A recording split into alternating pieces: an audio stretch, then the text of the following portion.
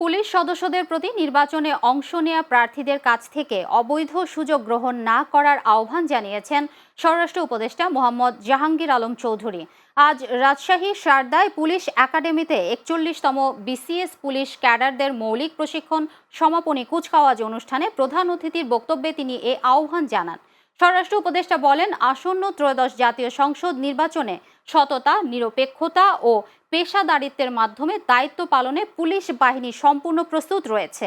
এ বাহিনী শুধুমাত্র আইন প্রয়োগকারী কোনো সংস্থা নয়, এটি রাষ্ট্র ও জনগণের সেবক। একই সঙ্গে আসন্ন জাতীয় সংসদ নির্বাচনে পুলিশের লুট হওয়া অস্ত্র ব্যবহার হবে না বলে নিশ্চিত করেছেন স্বরাষ্ট্র উপদেষ্টা। এর আগে তিনি শিক্ষানবিশ সহকারী পুলিশ সুপারদের দেয়া অভিবাদন গ্রহণ ও প্যারেড পরিদর্শন করেন। অভিবাদন গ্রহণ শেষে তিনি বিভিন্ন বিষয়ে শ্রেষ্ঠত্ব অর্জনকারী প্রশিক্ষণার্থীদের মধ্যে পুরস্কার বিতরণ করেন। ১ বছর মেয়াদী মৌলিক প্রশিক্ষণ শেষে মোট ৯৬ জন শিক্ষানবিশ সহকারী পুলিশ সুপার প্যারেডে অংশ নিয়েছেন।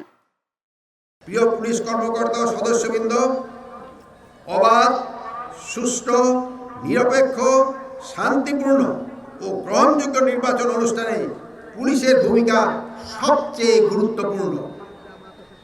আসন্ন ত্রয়োদশ জাতীয় সংসদ নির্বাচনে সততা, নিরপেক্ষতা ও পেশাদারিত্বের মাধ্যমে দায়িত্ব পালনে পুলিশ বাহিনী সম্পূর্ণ প্রস্তুত রয়েছে।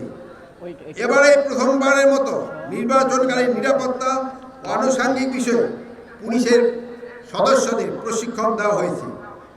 আপনারা জানেন, এবার জাতীয় নির্বাচনে প্রায় ১,৫০,০০০ পুলিশ সদস্য দায়িত্ব পালন করবেন।